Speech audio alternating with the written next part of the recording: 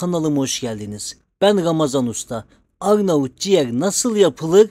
Tüm detaylarını vermeye geldim. Sakın gözünüz korkmasın. 2 yumurta kırabiliyorsan bunu da yapabilirsin. Bilmeniz gereken tüm detayları vereceğim. Öncelikle 700 gram dana ciğeri aldım. İlk yapman gereken şey ciğerin üzerinde bulunan zarı temizlemek. Parmağınızı zara takıp çektiğinizde ciğerin zarı elinize gelecektir. Şimdi sana diğer püf noktayı vereceğim. Ciğeri keserken ne çok büyük ne de çok küçük kesiyoruz. 2 santim büyüklüğünde kesmeye dikkat ediniz. Bu şekilde yaparsanız en lezzetli Arnavut ciğerini yersiniz. Başka bir detay, ciğer kesinlikle yıkanmaz. Süzgeçte 1 saat boyunca kanını süzdürüyorum. Madem beni izliyorsun, sana can alıcı bir püf nokta daha vereyim. Ciğeri 1 saat kadar bir su bardağı sütü döküp bekletirsen inanılmaz lezzetli bir ciğer yersin. Madem Ramazan Usta'yı takip ediyorsun, bu detayları bilmek senin de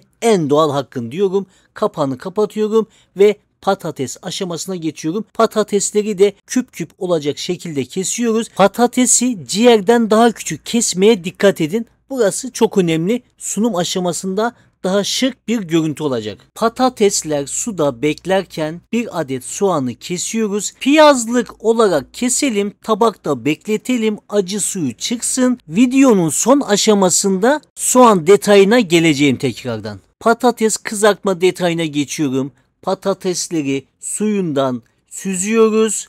Daha sonra kağıt havlu yardımıyla kuruluyoruz. Neden? Çünkü kızartırken üzerimize yağ sıçramasın diye. Patateslerimizi kuruladıktan sonra derin bir tavaya bolca sıvı yağ ekliyoruz. Yağımız belli bir kızgınlığa ulaşınca 1 adet patates atalım. Evet, yağımız ısınmış. Hemen diğer patatesleri de ekleyip güzelce patatesleri kızartıyoruz. Burası artık bildiğimiz patates kızartma aşaması. Patateslerimiz kızardıktan sonra fazla yağını çeksin diye kağıt havlu bulunan bir borcamda patateslerimizi bekletiyoruz. Patates kızarttığım yağdan 4 yemek kaşığı kadar bir tabağa alıyorum. Bu yağı unutmayın. Videonun sonunda bu yağ ile ilgili bir püf nokta vereceğim. Ciğerimiz sütte 1 saat dinlenmişti. Şimdi süzgeç yardımıyla sütümüzü süzüyoruz. Borcama yeteri kadar un ekliyoruz.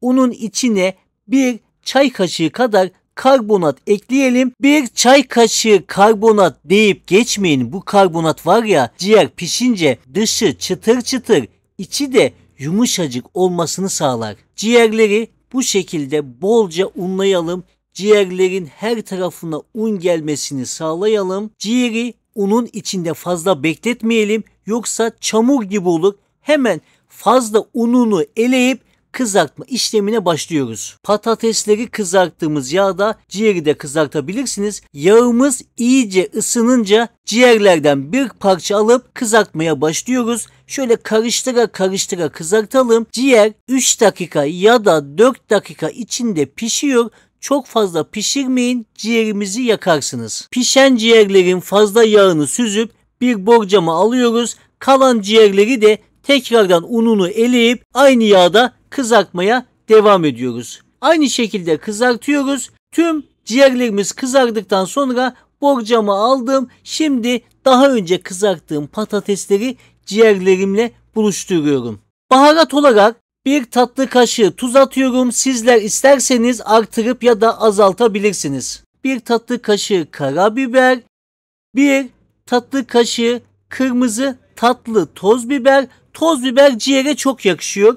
Daha sonra 1 tatlı kaşığı da kimyon ekliyorum. Daha sonra tüm malzemelerimi kaşık yardımıyla karıştırıyorum. Diğer Arnavut ciğer tariflerine fark atacak bir sır daha vermek istiyorum. Patates kızarttığım yağdan birkaç yemek kaşığı almıştım. Bu yağı unutmayın demiştim. İşte o yağın içine kırmızı toz biber, karabiber ve kimyon ekliyoruz. Yağımızı şöyle karıştırıyoruz. Ciğerimizin üzerine döküyoruz. Ciğerimiz daha parlak ve daha lezzetli oluyor. Ciğerin yanında yiyeceğimiz, ciğere çok yakışan soğan salatasını yapalım. Soğanımız tabakta bekliyordu. Sulandı, fazla suyunu süzüyoruz.